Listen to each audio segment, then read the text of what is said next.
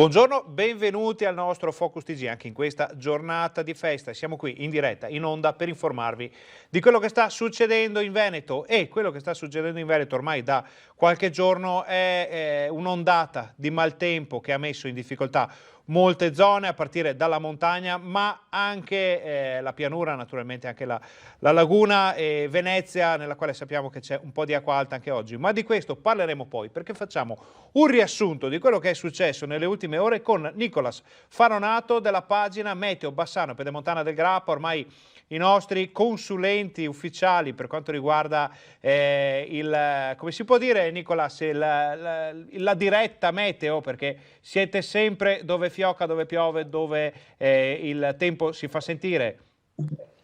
Sì, esatto, facendo orari super extra, ma quando possiamo ovviamente siamo in diretta sulle zone appunto in questi giorni dove nevica. Nei giorni scorsi purtroppo dove ci sono stati il livello di fiumi appunto molto alti, che infatti anche il Brenta si è ingrossato, come quelli che ci seguono avranno visto le nostre dirette, e quindi cerchiamo sempre di essere sul pezzo appunto anche per informare la gente in movimento, la gente in auto, chi si sposta, sia in questi giorni magari per fare un piccolo ponte, sia anche per lavoro, in maniera anche da evitare colonne o traffici quando magari alcune strade possono essere chiuse per il maltempo. Ecco. Certo. Allora, Nicolas, raccontaci cosa sta succedendo. Noi facciamo vedere intanto la mappa dell'ARPAV con le precipitazioni in questo momento.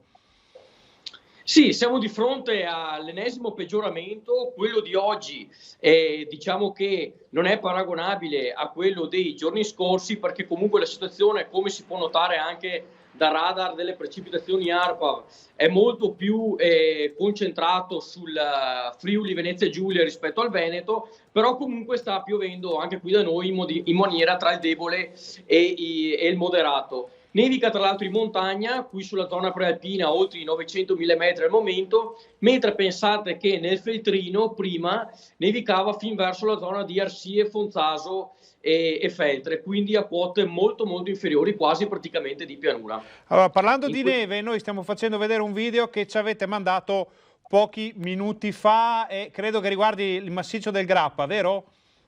Esatto, qui siamo nella località Lepre, quindi sul massiccio del Grappa, nel lato nord, dove appunto questa mattina, come potete vedere, la neve è caduta in maniera, e sta ancora cadendo, in maniera anche abbastanza moderata. Subito imbiancato la careggiata, si accumula circa i 15-20 centimetri che sono caduti ieri, e quindi ben venga questo accumulo, e speriamo che effettivamente duri il più possibile, insomma, che la nostra montagna comunque più che di pioggia ha bisogno di neve. Ma Nicolas, allora, visto che tu parli di quello che potrebbe succedere, quali sono le prospettive per i prossimi giorni? Ma allora diciamo che quest'oggi trascorrerà in questo modo, con fenomeni tra il debole e il moderato, con la possibilità di qualche pausa durante il pomeriggio, per poi forse avere una ripresa di fenomeni tra questa sera e poi la mattinata di domani. Tuttavia domani dovrebbe già migliorare il tempo, specie nella seconda parte del giorno, con una pausa di fenomeni e forse anche qualche timida schiarita.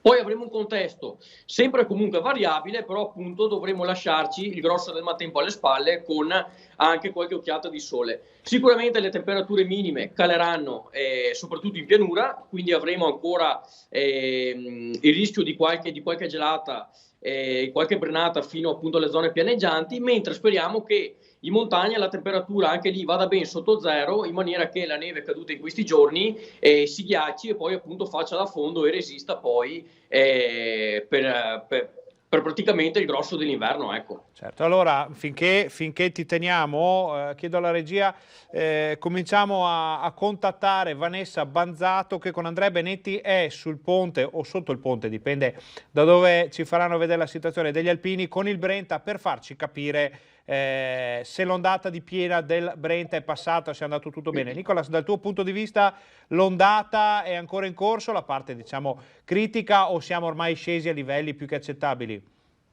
Ma sì, guarda, diciamo che il grosso sembra appunto essere passato, anche perché, lo ricordiamo, nei giorni scorsi purtroppo pioveva fino a quote molto alte, anche fino ai 2000 metri, di conseguenza la neve è scesa verso metà settimana si è fusa e quindi è andata a riempire tutti quanti i torrenti che poi si sono riversati nel Brenta. Al momento sta comunque nevicando intorno ai 1000 metri, forse a quote anche un po' più basse a nord del massiccio del Grappa e a nord dell'altopiano di Asiago, e quindi di conseguenza la criticità appunto non dovrebbe sussistere. Il Brenta è comunque a livelli stazionari, chiaro che comunque queste piogge vanno ad alimentarlo, però diciamo che la parte clou era appunto quella tra sabato e domenica, quindi a mio avviso il Brenta, seppur in questi minuti stia comunque leggermente aumentando, comunque sia stazionario, la tendenza è comunque quella verso la normalità, ecco. Molto bene, allora noi adesso andiamo da Vanessa Banzato che ci fa vedere il ponte vecchio, il ponte degli Alpini.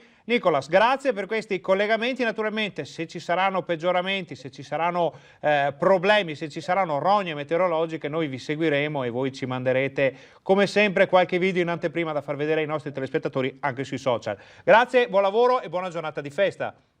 Assolutamente, grazie a te, buona giornata di festa anche a te e una buona festa a tutti quanti gli amici di Rete Veneta. Benissimo, torniamo in studio, siamo pronti per farvi vedere la situazione del ponte di Bassano. Allora, un ponte che sappiamo con gli interventi che sono stati fatti, sono stati conclusi poche settimane fa e hanno messo in sicurezza totale tutta la struttura, che a conti fatti con le brentane degli ultimi mesi forse avrebbe avuto qualche problema se non fossero partiti gli interventi di restauro. Chiedo se possiamo già collegarci con Vanessa Banzato da Bassano.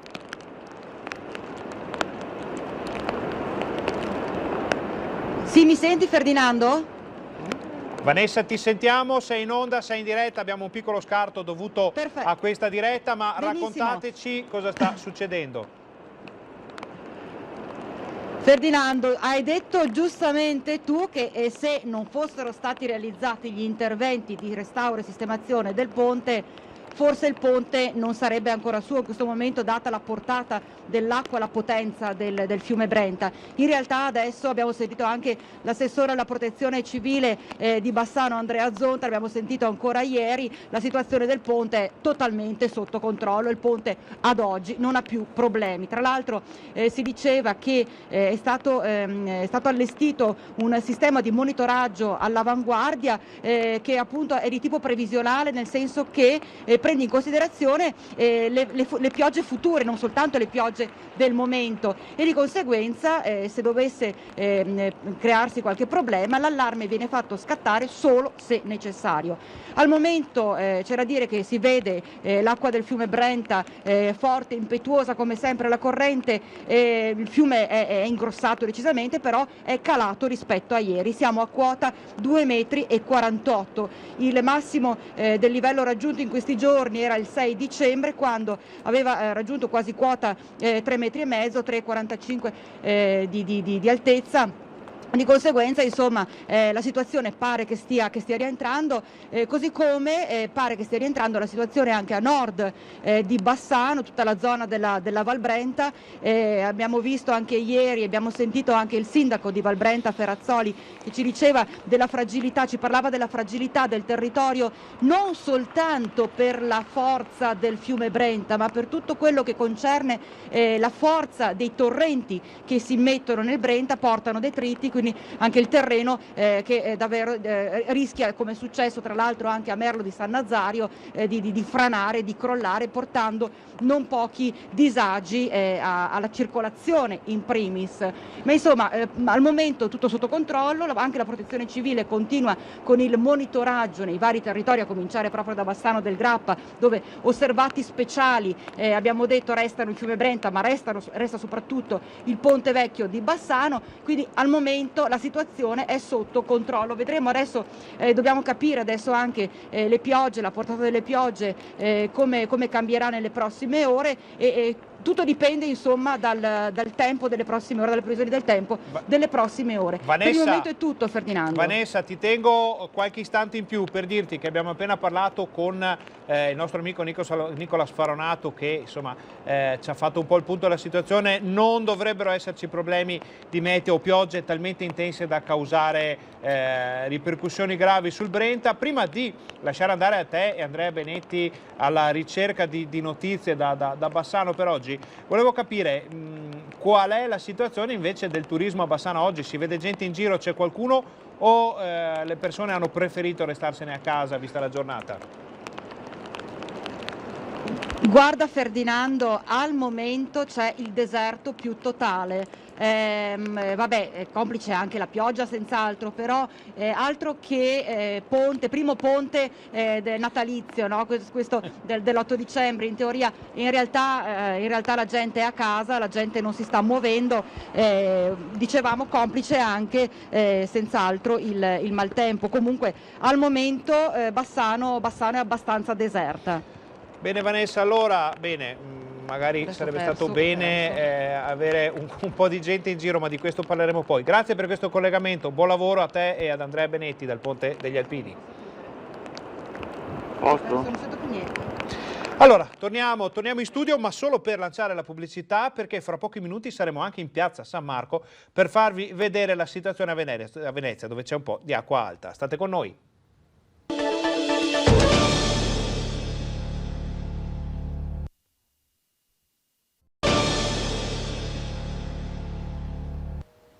Buongiorno, bentornati alla nostra diretta. Siamo qui a Focus TG anche oggi per informarvi di quello che sta succedendo in Veneto. Naturalmente il tema di queste ore, di questi giorni è quello del maltempo che si sta abbattendo da giorni sulla nostra regione senza risparmiare alcuna zona. La parte più particolare di tutta questa situazione l'abbiamo vista, la ricaduta soprattutto più particolare l'abbiamo vista pochi istanti fa dal Ponte degli Alpini di Bassano del Grappa. Ponte Vecchio assolutamente deserto, come il centro di Bassano deserto. I commercianti speravano, con tutte le limitazioni, le dovute attenzioni verso la sicurezza sanitaria di questo momento, di poter avere magari qualcuno che tornasse nei negozi o che tornasse a visitare la città dopo un periodo molto complicato. Invece il tempo si è messo di mezzo, anche a Venezia, perché sappiamo che c'è acqua alta in piazza San Marco. Noi vediamo già le immagini, vediamo già collegato il nostro Filippo Fois dalla piazza più bella del mondo. Filippo, raccontaci la situazione.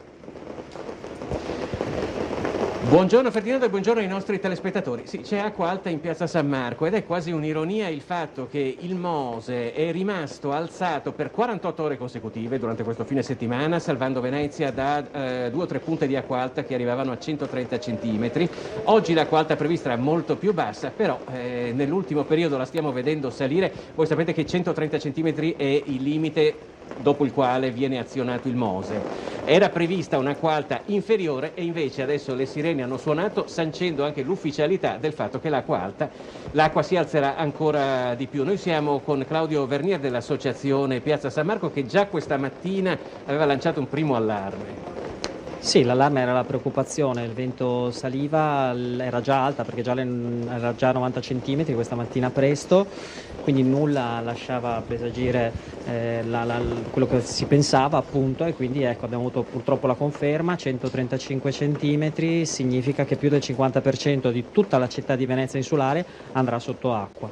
Soprattutto qui in piazza le procuratie, che voglio ricordare vanno sotto a 85 centimetri, e soprattutto ancora di più la Basilica di San Marco, che inizia ad avere problemi già dai 65, quindi 135 centimetri significa 50 centimetri di acqua in piazza San Marco.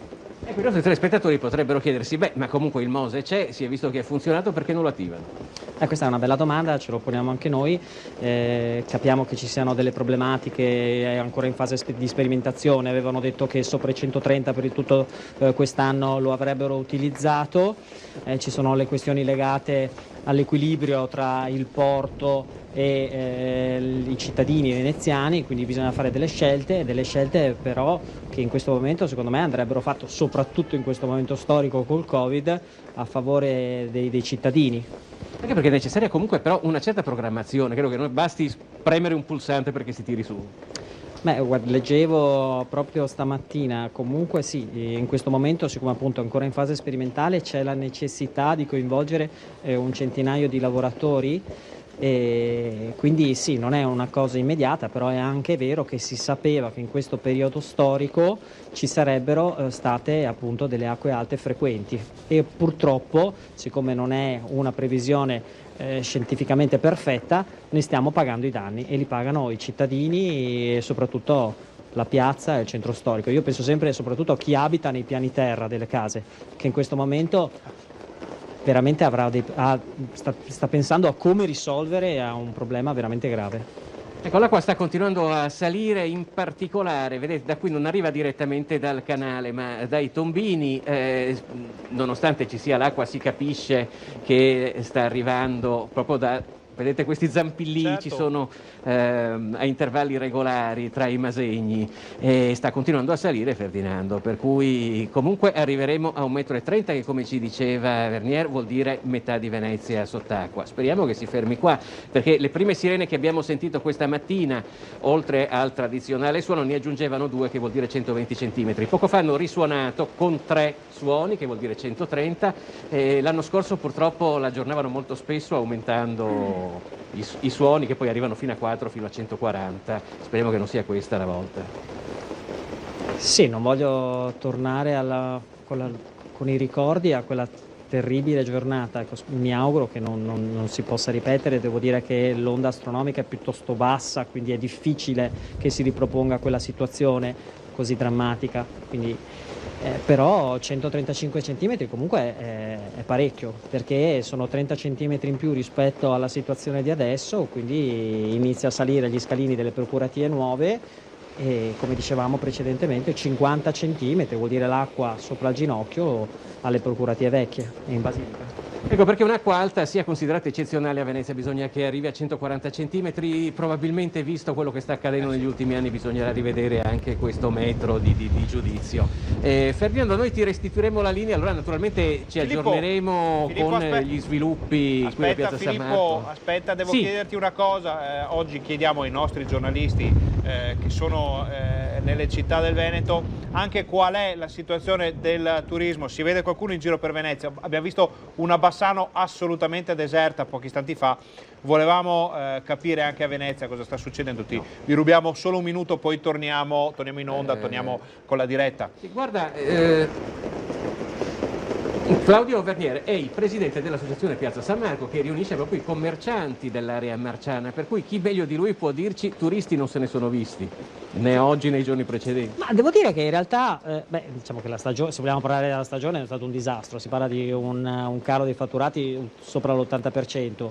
E purtroppo per noi il turista internazionale, l'americano, l'extracomunitario fa buona parte del fatturato stesso. Ieri c'era un po' di gente, la città è bella, illuminata, accogliente, i negozi sono aperti, forse ecco, proprio per questo motivo qui alzare il Mose oggi sarebbe stato un segnale di fiducia anche per le tante attività che stanno soffrendo tantissimo in questo periodo. Ripeto, la città comunque è fruibile, l'acqua alta è un evento che dura poche ore, quindi chi aveva intenzione di venire a vedere l'albero di Plessi piuttosto che le mercerie illuminate o il ponte di Rialto lo faccia. Magari insomma non venga alle 3, aspettiamo un paio d'ore, venite verso le 5, i negozi sono aperti per fortuna, quindi no, turisti al momento non se ne vedono. Il tempo non aiuta. No, il tempo non aiuta, comunque ricordiamocelo, cioè l'acqua alta è un fenomeno transitorio, cioè, dopo tutto quello che era successo l'anno scorso non è che rimaniamo sempre sott'acqua 24 ore e tra poco scenderà anche, insomma, speriamo. Va bene, Ferdinando, noi ti restituiamo la linea allora. Grazie Filippo, grazie anche al tuo ospite. Torniamo in studio. Queste immagini splendide da un certo punto di vista, perché Piazza San Marco è sempre bellissima, però drammatiche invece dal versante del meteo, dell'acqua alta, ma anche del turismo. Abbiamo sentito oggi giornata che poteva essere interessante per vedere un po' di gente Naturalmente sempre con quelle che sono le precauzioni, l'attenzione verso l'emergenza che stiamo vivendo, però qualcosa si poteva muovere, diciamo che il meteo sta zittendo anche questo versante. Adesso noi dovremmo avere, visto che la carrellata è lunga e frenetica, un collegamento con Vicenza. Abbiamo visto Venezia, abbiamo visto Bassano, abbiamo parlato di meteo in generale, abbiamo la nostra Gabriella Basso da Vicenza che dovrebbe arrivare, anzi la chiamiamo, le scriviamo perché qui si fa tutto espresso, per parlarci di quello che sta succedendo anche nel capoluogo berico. Noi la vediamo già, lei quando vuole può entrare da Skype, naturalmente vediamo che è con, riteniamo, non vediamo bene se è Protezione Civile o Vigili del Fuoco alle tue spalle. Gabriella. Sì, buongiorno Ferdinando ai telespettatori di Rete Veneta. Siamo qua, cioè sia la Protezione Civile che i Vigili del Fuoco. Siamo praticamente diciamo nella sala operativa volante all'aperto sotto la pioggia torrenziale e stanno organizzando praticamente quelli che sono gli interventi di prosciugamento della zona del quartiere Pini di Torri di Quartesolo.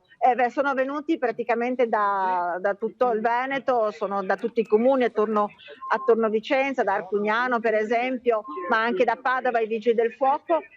Stanno organizzando appunto queste operazioni. Sono 700 le persone, diverse le abitazioni, fate conto metà quartiere Pini che deve essere praticamente prosciugato, quindi portata fuori l'acqua da scantinati, da garage, dove appunto dietro di me vedete c'è la cartina, sono divise in 11 zone, entreranno prima i Vigili del Fuoco a verificare che sia tutto in ordine, che non ci siano pericoli tipo cavi elettrici piuttosto che fughe di gas, dopodiché entreranno in servizio al lavoro dentro nelle abitazioni o nei garage appunto gli uomini della Protezione Civile e comincerà lo svuotamento dall'acqua e domani le masserizie. Gabriella, ti interrompo al volo, è possibile vedere la situazione intorno a te o è complicato in questo momento farci vedere? Più che altro, guarda, il problema grosso qui è che sta piovendo tantissimo, vediamo se riesco a spostarmi un po' fuori così vi faccio vedere, ma di fatto in realtà la strada è tornata praticamente normale, nel senso che non c'è più l'acqua. Qui siamo in via degli Alpini, c'eravamo stati ieri, l'acqua non c'è più sulla strada e rimane appunto come dicevamo negli scantinati, nei garage, dove appunto fa più fatica ad uscire, c'è bisogno di pompe, c'è bisogno di organizzare appunto l'uscita dell'acqua, ecco. Benissimo, Gabriella, facciamo per i nostri telespettatori un breve riassunto di quello che era successo ieri nelle ultime ore a Torri di Quartesolo. Sì, allora ieri praticamente, anzi nella notte di domenica in realtà scusate che mi sto cercando di mettere in modo che possiate vedere anche qualcosa voi, nella notte di domenica si è rotta la roggia Caveggiara, praticamente è entrata l'acqua del Tesine all'interno della roggia che quindi è esondata a sua volta allagando il quartiere Pini e allagando 7K che è invece sotto il comune di Vicenza. Acqua alta anche 1 metro e più, praticamente è entrata in tutte le case, l'abitazione nel giro di poco è cresciuta tantissimo, fino a 1,5 metri, 2 metri anche in certe situazioni. Io continuo a farvi intanto vedere che stanno organizzando appunto il prosciugamento appunto delle abitazioni e ancora ieri che siamo andati sul posto, nonostante la roggia nella notte fosse stata sistemata, stanno arrivando ancora mezzi, unità mobili, vedete? Vi faccio vedere, vediamo se riesco a girare, ecco. E vi stavo dicendo, praticamente nonostante la roggia fosse stata sistemata, alla fine l'acqua però comunque ha continuato a rimanere, scendere molto molto lentamente e quindi alla fine oggi iniziano quelli che sono i lavori proprio di prosciugamento. Molto bene, per il resto della provincia ci sono notizie legate al maltempo, Gabriella? Guarda, sono tutti in allerta, tra l'altro anche a Schio il maltempo ha fatto danni e già hanno organizzato quelli che sono i lavori di prosciugamento, in questo caso più che altro di messa in sicurezza delle frane nella zona di Schio. E poi per quanto riguarda invece la città, ti devo dire, siamo stati in centro a Vicenza, pensavo di non trovare nessuno visto il maltempo, invece c'è movimento, c'è gente che è rimasta in città e approfitta di questa giornata magari per fare gli acquisti di Natale, ecco. Allora Gabriella, facciamo un test, facciamo un tentativo. Allora chiedo a Renzo Rigoni in regia di far tornare lo studio in onda, e mentre noi siamo in onda chiedo a Gabriella, in teoria toccando lo schermo del tuo telefono dovresti, però è una cosa legata anche ad alcuni modelli, dovresti poter utilizzare la telecamera frontale per farci vedere anche qualcosa dall'altra parte. Facciamo un test, vediamo. Benissimo, allora torniamo con Gabriella, ci sta facendo vedere tutto il movimento della protezione civile, dei vigili del fuoco. Vedete come si chiama, la base mobile, diciamo, organizzata per l'emergenza, per il prosciugamento. Vediamo, sono tutti in corso, sono in corso proprio le operazioni di preliminari. Gabriella, ci confermi, fra poco si comincerà tutto l'intervento? Sì, assolutamente. Ho parlato anche con il vice sindaco di Torre di Quartesola, che è qua presente, diceva che in alcune zone hanno già cominciato anche le attività di prosciugamento. Devo dire anche che ieri, quando sono stata qui nel quartiere, c'era già chi un po' anche da solo cercava in qualche modo di, diciamo, non tanto prosciugare perché l'acqua era veramente tanta, ma chi non era entrata direttamente nei garage già cominciava un po' a mettere in ordine, a pulire, a cercare di trovare una normalità, ecco. Molto molto bene Gabriella. L'aria che tira qual è? Abbiamo visto purtroppo tante volte quest'anno in Veneto, ma soprattutto alla provincia di Vicenza, il dramma seguito poi da una frenetica corsa alla sistemazione e sarebbe quasi da dire magicamente, in realtà magicamente non è, perché conosciamo tutti la tempra delle genti venete, in poche ore tutto comincia a tornare come prima. Mi pare che anche questo sia il caso. Sì, perché ti dico, qua ieri non ci si poteva arrivare, c'era l'acqua, e invece adesso la strada praticamente è già a posto. Io sto avanzando, la strada è praticamente asciutta. Ieri non si poteva neanche andare fino a questo punto dove sono arrivata io, insomma. Certo. Quindi devo dire che l'acqua è rientrata, stanno lavando, c'è la colonna dei mezzi della protezione civile, ci sono anche, se vedete in fondo, non so se riesco ad arrivare, scusate, ma muovendomi ovviamente il telefono non è non preoccuparti Gabriella, siamo quasi in emergenza anche noi, perché questo collegamento, lo ricordiamo ai nostri telespettatori, è fatto via Skype, quindi vi stiamo facendo vedere qui e ora cosa sta succedendo a Torre di Quartesola, colpita ieri da un'inondazione. Esatto, poi vedete là c'è la colonna ancora dei mezzi della protezione civile, ci sono i canotti che sono serviti domenica notte, domenica sera, per portare in salvo le persone anche a Sette Casa. Hai una ventina le persone che sono state portate in salvo all'asciutto, insomma, ecco. Benissimo. E anche Gabriella, ci chiedono i nostri telespettatori qui tramite i mezzi della redazione, quel trattore cosa stava trainando, che cosa c'era sul trattore, perché qualcuno ha detto sì, ok. C'era una piccola ruspa, ma credo che non era direttamente legato qui ai lavori di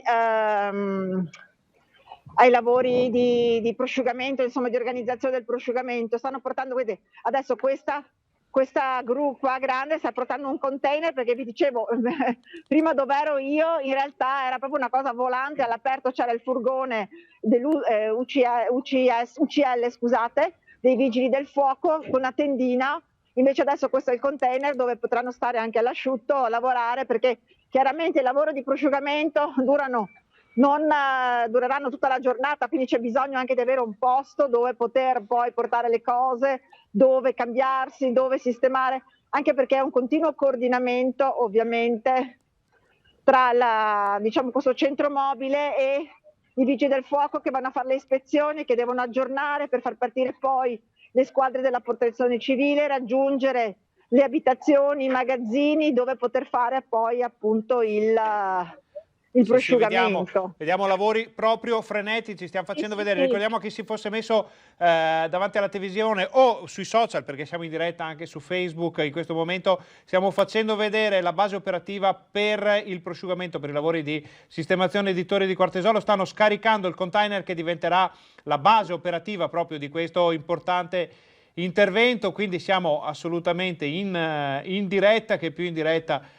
non si può, addirittura siamo arrivati prima che fosse allestita la base operativa, grazie alla rapidità di intervento di Gabriella Basso, che è sempre sul posto quando ce n'è bisogno. Allora Gabriella, grazie per questo interessantissimo collegamento. Tutto quello che vediamo qui, che abbiamo visto finora, lo rivedremo nel TG Vicenza, approfondito, con interviste, spiegazioni e naturalmente anche il seguito della giornata sul TG Vicenza di questa sera, perché è festa, ma il TG Vicenza e il TG Bassano vanno comunque in onda con tutte le novità. Grazie a voi e buon lavoro. Grazie Gabriella Basso, torniamo in studio ma solo per lanciare l'ultima pubblicità, state con noi, torniamo fra pochissimo perché andremo in altopiano a vedere quanto sta nevicando.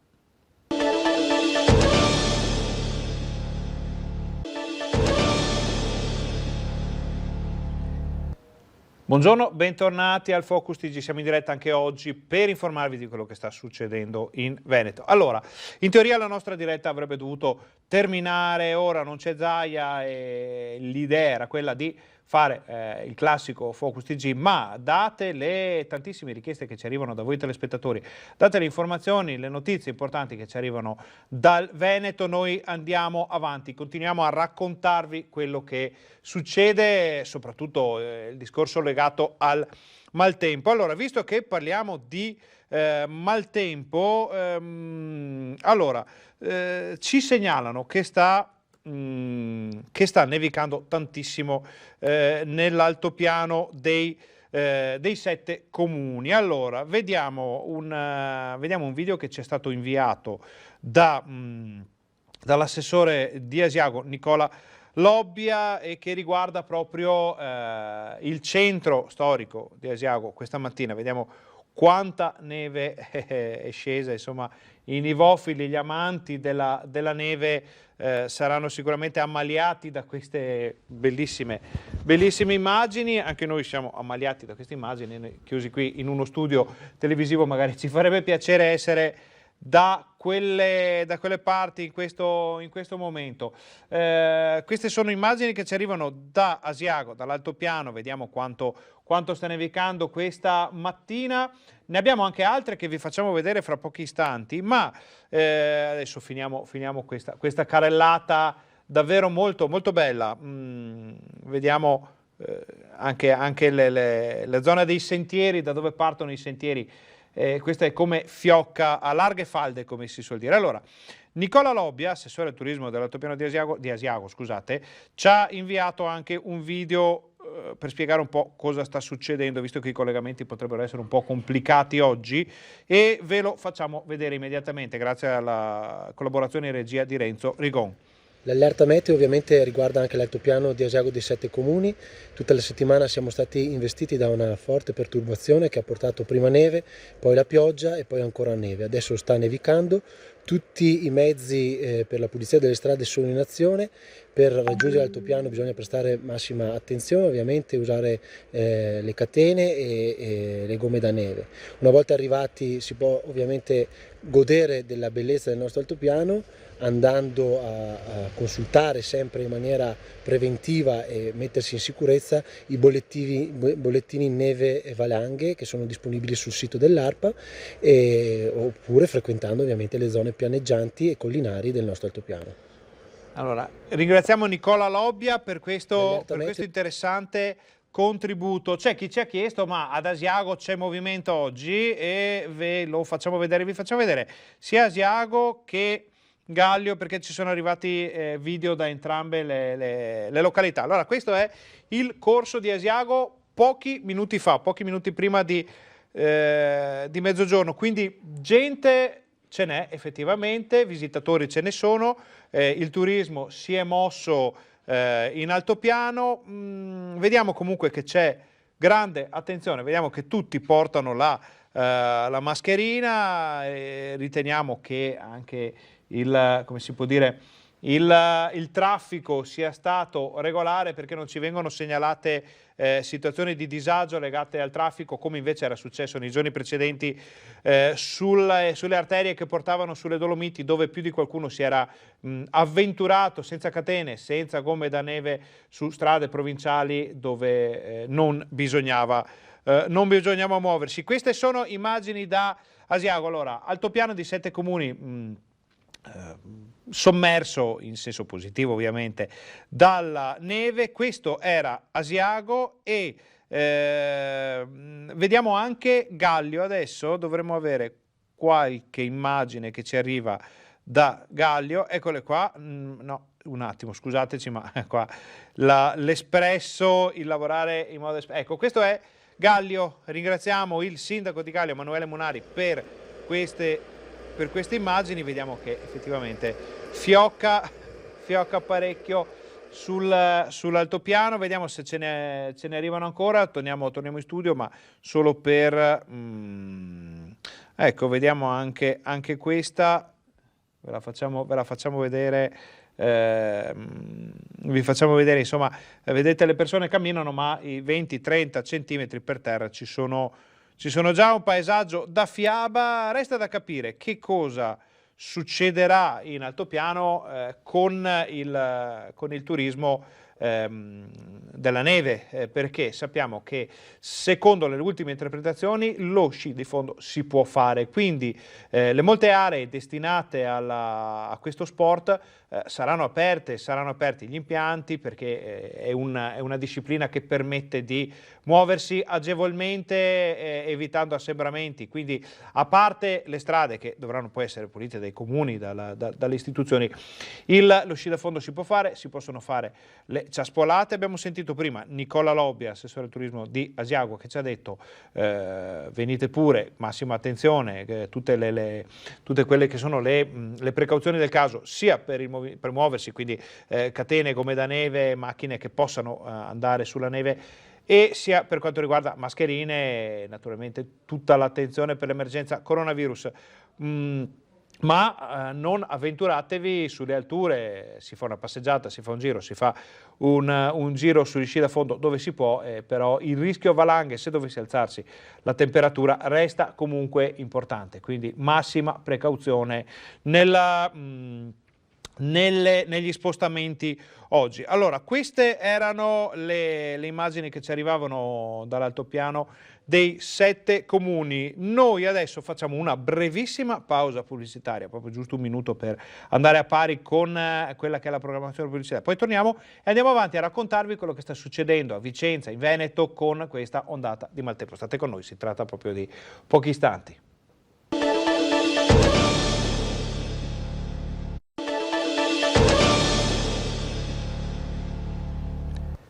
Buongiorno, bentornati alla nostra diretta. Siamo qui con il Focus TG anche oggi in onda per raccontarvi quello che sta succedendo in Veneto. Notizia del giorno: nonostante la giornata di festa, è che il meteo continua a influire sul Veneto. La perturbazione non si è esaurita, continua a nevicare sui rilievi.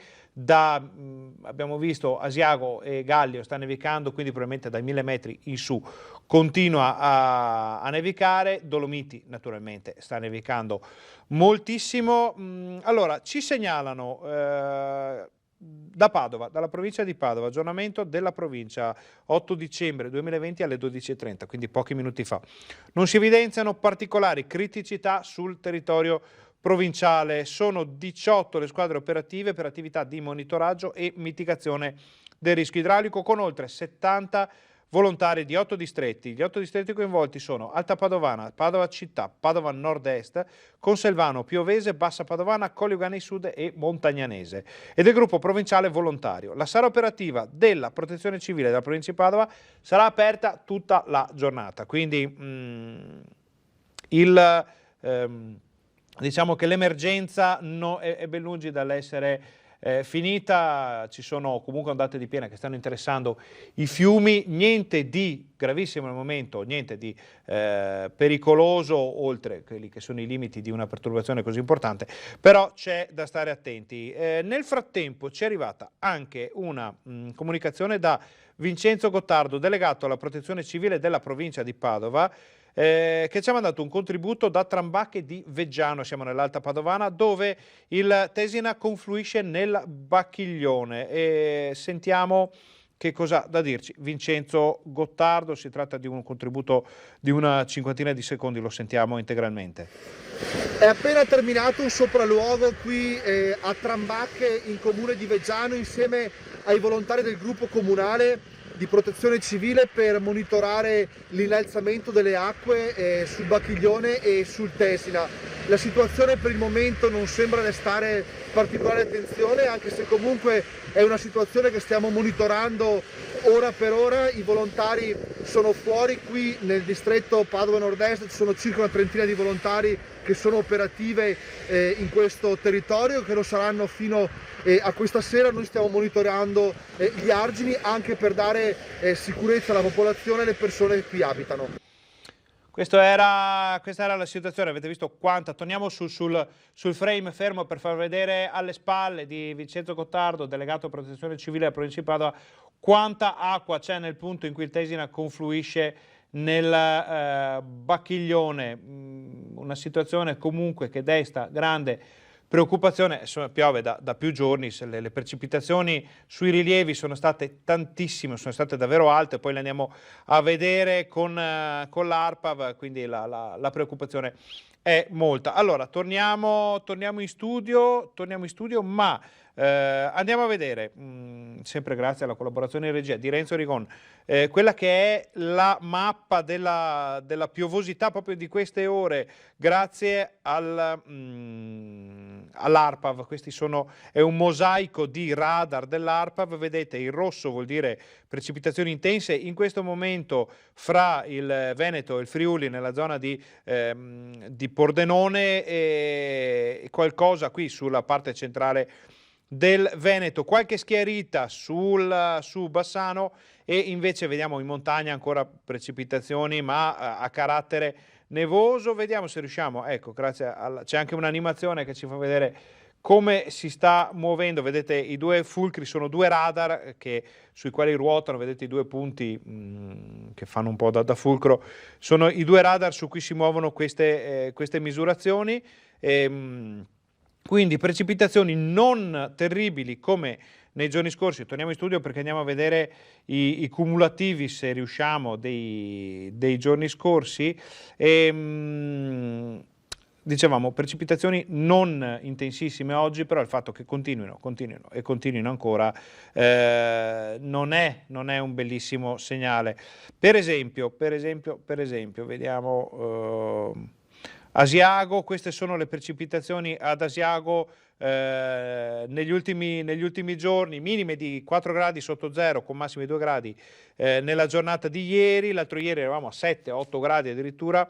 E vediamo le precipitazioni: pioggia 150 mm per esempio il 5 dicembre, 65 il giorno successivo, solo 8 ieri. Sappiamo che ieri non ha fatto granché di pioggia. Adesso torniamo indietro, andiamo a vedere qualche altra stazione di quelle che storicamente, ecco, Velodastico ad esempio, sappiamo che è un'altra area su cui insistono precipitazioni importanti. Niente, si impalla ogni tanto anche il sito dell'ARPAV. È normale in questi giorni trovarsi di fronte a risposte di questo genere, purtroppo capita. Allora, noi abbiamo anche parecchio materiale dei servizi dei giorni scorsi. Per esempio vi facciamo vedere adesso le ultime dichiarazioni ufficiali che ci sono da parte delle istituzioni, in questo caso Presidente della Regione Luca Zaia e l'assessore alla protezione civile Giampaolo Bottacin, che hanno parlato ieri del maltempo, dei danni e del fatto che il Veneto sia stato salvato dalle grandi opere messe in atto in questo ultimo periodo. Andiamo a vedere il servizio. È stata più acqua del 2010. L'ondata di maltempo che ha investito il Veneto con 624 mm di pioggia ha avuto una portata eccezionale, superiore all'alluvione del 2010, 586 mm, e del 66 che ne videro 615. Solo la tempesta Vaia 2 anni fa con 715 mm ha superato la pioggia scesa lo scorso fine settimana. Dati alla mano, il governatore Zaia spiega come senza le opere fatte sarebbe stato un disastro. Abbiamo fatto il nostro dovere. Ma io non posso non ricordare le battaglie con i comitati, gli espropri, i casini che abbiamo avuto, le segnalazioni alle autorità giudiziarie. Vicenza non è andata sotto acqua perché hanno funzionato le opere che noi abbiamo realizzato. Era da 80 anni che non si realizzavano più opere. Guardate che noi di opere ne abbiamo fatte veramente tante. Noi abbiamo anche pubblicato i video ieri delle opere che sono entrate in funzione. Dette in soldoni, se non c'erano quelle opere, città come Vicenza andavano sotto acqua ieri. Le opere hanno funzionato, quindi è la dimostrazione che le opere salvano la vita alle persone, tutelano il dissesto idrogeologico e fanno economia, ma non solo perché sono dei cantieri che vengono pagati, perché nel 2010 noi 235 comuni li abbiamo paralizzati. Con 46 mm di pioggia in meno, prosegue il presidente del Veneto, con l'alluvione del 2010 andarono sott'acqua 235 comuni e 10.040 fra famiglie ed imprese. Questo non significa che ieri non ci siano stati danni. Se dovessi fare un calcolo così, spannometrico, che abbiamo visto stamattina con l'assessore, qui siamo già verso $500 miliardi di danni. Ho già dichiarato lo stato di crisi. Nel frattempo le precipitazioni sul Veneto vanno verso un'attenuazione, ma l'allerta resta alta. Dal punto di vista delle precipitazioni, diciamo la fase acuta dell'evento si è conclusa. Adesso stanno transitando le piene dei fiumi nei tratti di valle e se non ci sono rotture arginali dovrebbero transitare senza grossi problemi. Però dal punto di vista del rischio valanghe e dal punto di vista del rischio geologico, cioè le frane, avendo avuto precipitazioni rilevantissime, addirittura superiori a quelle del 66 e del 2010, ci aspettiamo che possa esserci ancora qualche altra frana. Per questo il presidente Zaia rinnova l'appello a non andare in montagna se non per ragioni di comprovata necessità. Fate dall'altra parte le storie di Instagram, lì non ci serve, cioè il turismo del macabro non ci serve. Abbiamo bisogno che i nostri operatori lavorino in sicurezza. Probabilmente si utilizzeranno anche cariche e dinamite per far saltare massi che sono più grandi di questa stanza. Questa era l'ultima conferenza stampa di Zaia, naturalmente il consiglio del Presidente che riguarda la montagna bellunese, le zone colpite anche da smottamenti, da ripercussioni del rischio idraulico idrogeologico, vale anche per oggi. E invece, visto che parliamo di Bellunese, ci arrivano queste notizie, queste immagini dalla provincia di Belluno, le vediamo, ci arrivano dai vigili del fuoco, quindi operazioni con i gatti delle nevi in corso. Vediamo quanto sta nevicando. In questo momento purtroppo non abbiamo la definizione di quale località sia interessata, però vediamo che insomma di neve ne sta cadendo davvero, davvero tantissima. Allora torniamo in studio perché visto che parliamo di danni, di quello che è successo, andiamo a vedere un video che ci hanno mandato pochi istanti fa i Vigili del Fuoco da Torri di Quartesolo, dove torneremo fra poco con la nostra Gabriella Basso in collegamento Skype per capire la situazione. Queste sono le operazioni di espulsione, possiamo dire, dell'acqua delle ultime case che sono state allagate. Sono immagini che sono arrivate poco fa in redazione dai Vigili del Fuoco. Vediamo che insomma di acqua ce n'è ancora parecchia. Quella che doveva defluire dalle strade, dalle piazze, dai terreni delle case è defluita ormai già nelle ultime ore. Adesso si sta lavorando in modo pesante per svuotare anche i seminterrati, le taverne, i garage, tutto quello che è sotto il piano stradale. Vediamo che non sarà facile, perché immaginate quanta acqua può essere entrata. Vedete, se questi sono, anzi torniamo un attimo indietro, vi facciamo vedere ancora queste immagini perché sono impressionanti. Allora, questi sono dei garage, ecco, figuratevi quello che può essere rimasto in quei garage, in quali condizioni può essere adesso. Pochi istanti prima di questa immagine c'era invece questa, e anche qui insomma possiamo solo immaginare che cosa possa essere successo in quei garage. Vedete quanta acqua sta uscendo. Allora noi adesso contattiamo la nostra Gabriella Basso, potremo avere anche notizie ancora. Facciamo tutto espresso, stiamo scrivendo a Gabriella che può collegarsi con noi via Skype anche subito. Ormai da mesi durante il lockdown abbiamo iniziato a usare i collegamenti via Skype, superando un po' quelle che erano le vecchie dinamiche dell'informazione qui in Veneto, dove si usavano altri mezzi. La qualità a volte può essere un po' diversa, un po' minore rispetto a un collegamento come quello che avete visto prima, per esempio da Piazza San Marco, però l'immediatezza, la possibilità di raggiungere un luogo semplicemente con un telefono cellulare, un piccolo treppiede, un paio di cuffie, di far vedere tutto quello che sta succedendo, diciamo che è la frontiera, la prossima frontiera della comunicazione, dell'informazione. Fa molto social, fa molto Facebook, però permette di far vedere molte più cose con meno impegno, possiamo dire. Allora, Gabriella, noi ti vediamo, aspettiamo a mandarti in onda perché, ecco, invece ti abbiamo mandato in onda, si vede un ditone davanti alla telecamera, ora invece si vede bene. Quindi Gabriella, raccontaci, sei in onda. Direttamente siamo qua, siamo in un'azienda dove la protezione civile sta prosciugando, vedete, vi faccio vedere le immagini, la pompa che è al lavoro per tirare sull'acqua di quello che è il fondo sotto del magazzino di questa azienda. Come potete vedere, sono al lavoro, stanno mettendo giù altre pompe in questo momento. Sotto tutto questo, ovviamente, sotto la pioggia torrenziale ci sono i sacchetti di sabbia. Faccio vedere lo scarico qua dell'acqua che arriva da questa direttamente fuori, ovviamente in strada. La caditoia è stata aperta per consentire all'acqua di defluire e non rimanere nella strada. Come potete vedere, vi faccio vedere meglio, così avete in diretta anche il prosciugamento e come funziona. Vedete?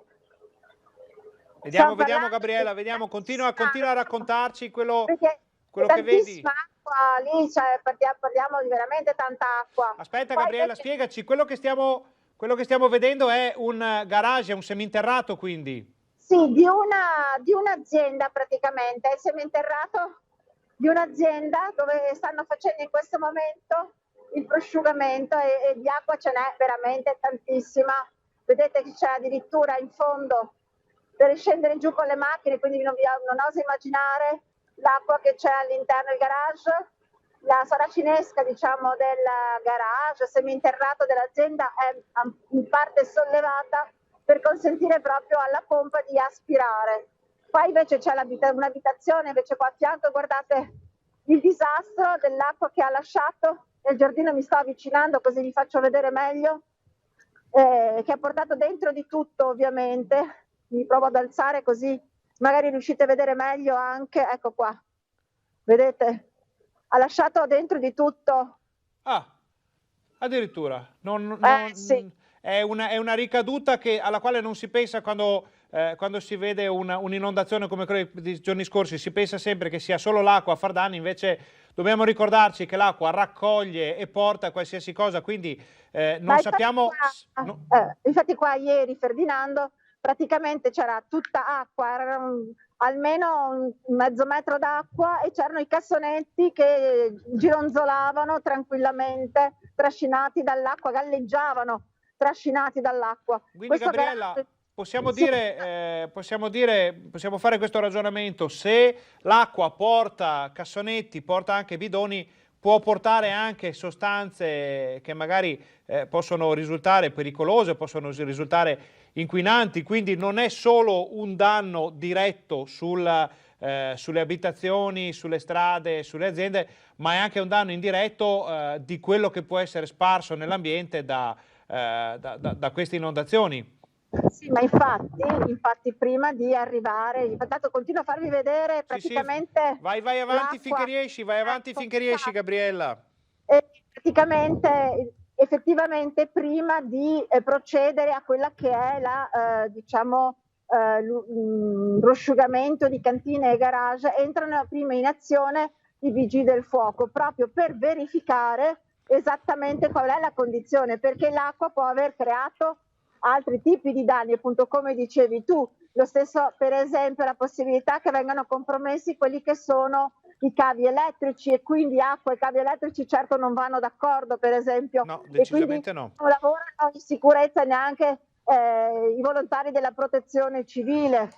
Qui sto entrando praticamente in un'abitazione per farvi vedere la situazione, i cavi, tutte le cose come sono state organizzate per consentire appunto questo prosciugamento. E guardate quanta acqua sta continuando ad uscire praticamente da questa abitazione, ecco, fermati Gabriella, facciamo vedere ai nostri telespettatori quanta acqua sta uscendo da quel tubo, ed è acqua che sta uscendo da un'abitazione nella quale era entrata ieri. Quindi immaginiamo il volume di danni che può fare dell'acqua che entra in una casa e ci resta un giorno intero, sia dal punto di vista strutturale che dal punto di vista dei mobili, di tutto quello che la gente può avere in casa, quindi intere stanze da buttare via, mobili che si gonfiano. Sì, è la vita delle famiglie praticamente che in quel momento viene completamente distrutta dall'acqua, che poi, come ci diceva una signora ieri, l'acqua non si ferma, ha una forza enorme, scardina tutto quanto, ha alzato praticamente divelto i portoni dei garage, per dire. Guardate qua, questo è un altro tubo che porta l'acqua. Gabriella, ma ti faccio una domanda, approfittiamo della tua disponibilità qui sul posto per farci vedere, ma noi vediamo, facci sentire l'acqua. Non so quanto riuscite a sentirla, no, spero. Non si riesce perché giustamente tieni le cuffie che è più importante in questo momento la tua voce. Gabriella, ti facciamo una domanda però, ma noi vediamo molte operazioni, squadre, vigili del fuoco, protezione civile, ma la gente di Torri di Quartesolo che cosa fa? Che cosa dice? Qual è l'atteggiamento in questo momento così drammatico? Allora, intanto quelli che sono nelle case sono rintanati all'interno. È difficile vederli fuori, molti sono anche andati via proprio, non sono neanche in casa, per esempio.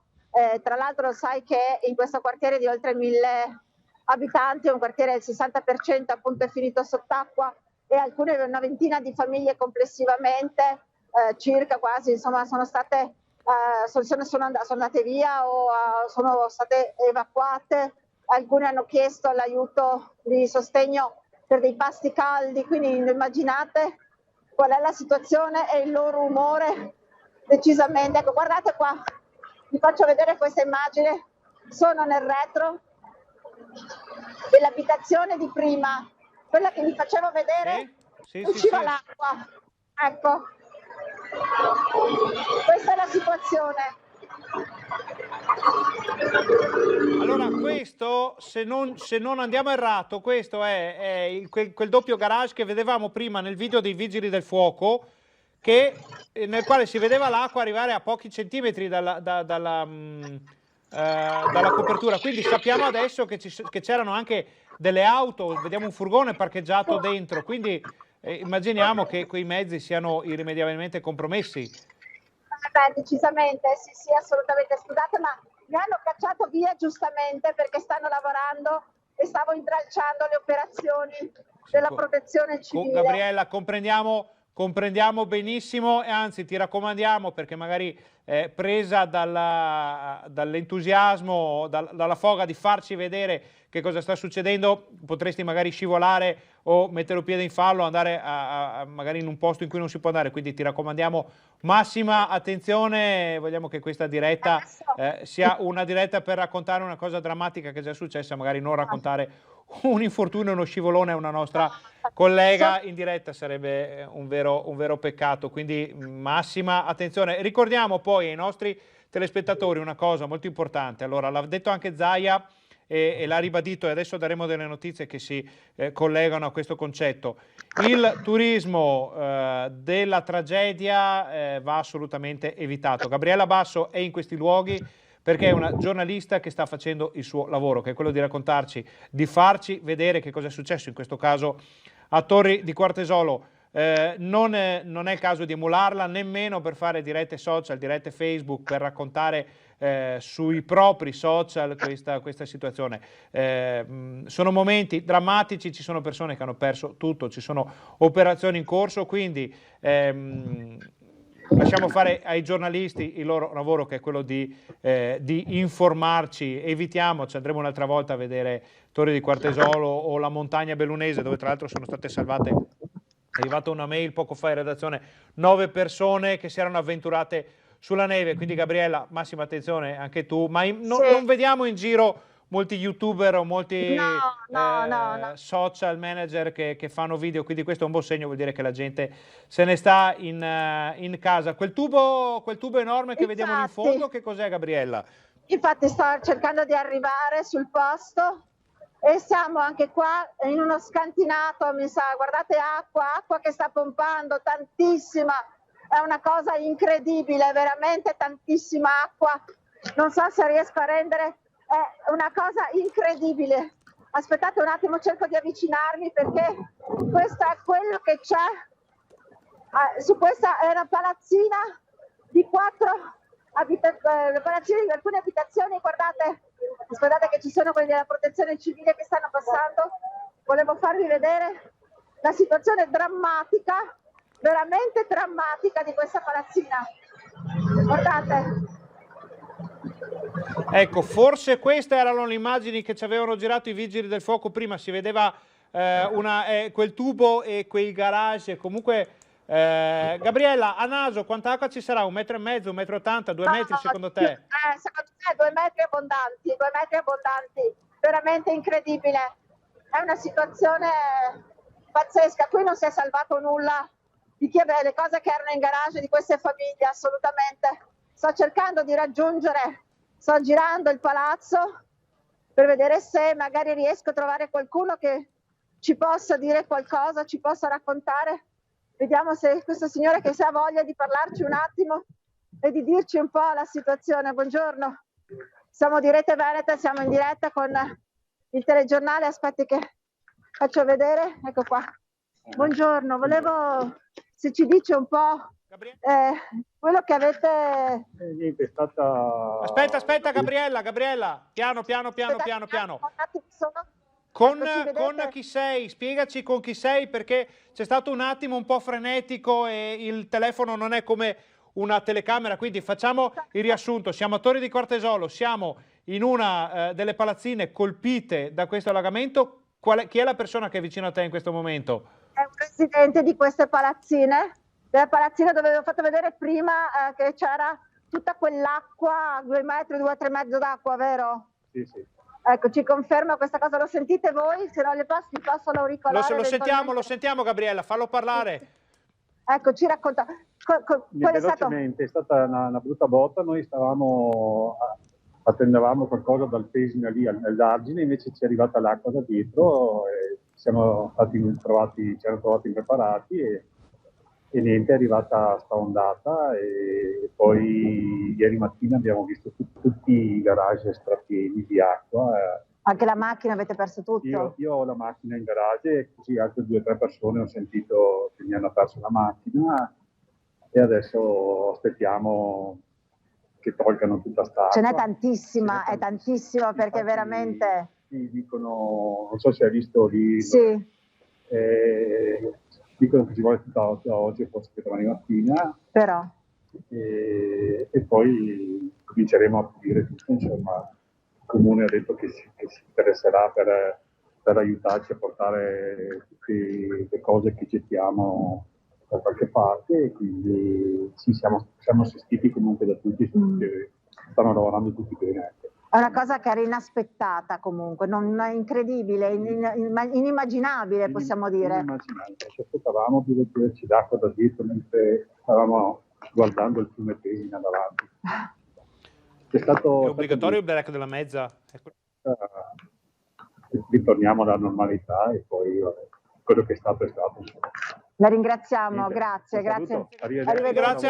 Ringrazio anche da parte nostra questa testimonianza così in diretta da parte di questa persona, sono importantissime perché fanno capire che cos'è successo in Veneto ieri. Naturalmente, come sempre, i media nazionali ne parlano, ma molto poco, insomma, parlano di quello che è successo dove in località un po' più famose, naturalmente Torri di Quartesolo non se lo fila nessuno a livello nazionale, noi invece ci siamo anche oggi, come eravamo ad Arzignano, come eravamo a Montecchio, come eravamo in tutte le località colpite dal maltempo, Solagna, ricordiamo la Val Brenta nei mesi scorsi, noi ci siamo con i nostri giornalisti. Allora, Gabriella, raccontaci ancora un po', nel frattempo io chiedo alla regia di metterci in collegamento con Venezia perché pare che la situazione dell'acqua alta stia peggiorando. Questa non è Piazza San Marco, questa non è acqua alta, ma è altrettanto grave e altrettanto drammatica, vero?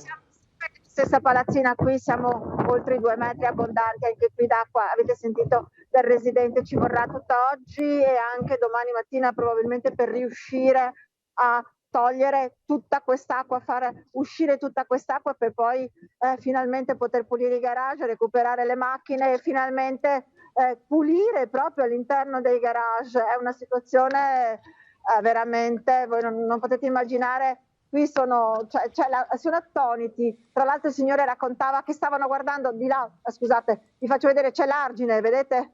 Sì. C'è l'argine, stavano guardando il Tesina e dietro l'acqua gli stava arrivando in casa praticamente.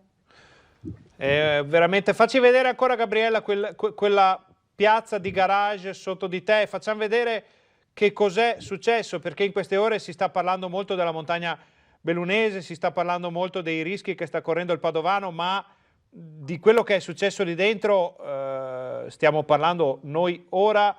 E riteniamo davvero drammatica questa situazione, e questo nonostante il fatto che le casse di espansione, poi quella di Caldogno ci pare di capire, ci confermi, ha funzionato, quindi in altre aree poteva andare in un modo molto simile, Gabriella. Sì, assolutamente, la cassa di espansione, il bacino di eliminazione di Caldogno è stato fondamentale per salvare Vicenza, sicuramente perché la piena del Bacchiglione era arrivata a 5 metri e quindi poteva sicuramente fare molti danni. Certo, è servito moltissimo comunque il lavoro fatto in quest'anno di pulitura, di caditoie, di sistemazione della rete fognaria per consentire all'acqua di defluire, però il bacino di laminazione ha consentito ovviamente che ci fossero meno danni rispetto a quanti ce ne sono qui. Il caso del quartiere Pine di Torre purtroppo è stato determinato da questa roggia che ha rotto e quindi l'acqua a caso è stata una cosa inimmaginabile. Poi quando l'acqua comincia a muoversi diventa quasi impossibile frenarla, anzi è impossibile frenarla. L'abbiamo visto molte volte purtroppo in questo 2020 che quando l'acqua comincia a muoversi è irrefrenabile. Allora, Gabriella, noi ti ringraziamo per questo collegamento, ti liberiamo, ma ti chiediamo limitatamente al meteo, perché ci sembra che stia cominciando a piovere forte anche da quelle parti. C'è anche molto vento, tra l'altro.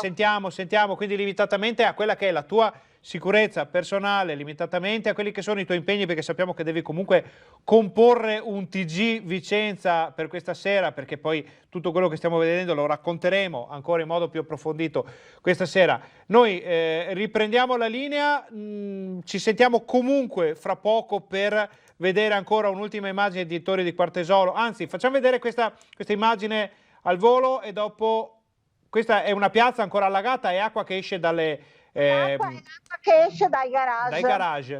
Puoi vedere, sta allagando la strada praticamente. Sta allagando la strada, sì, vediamo.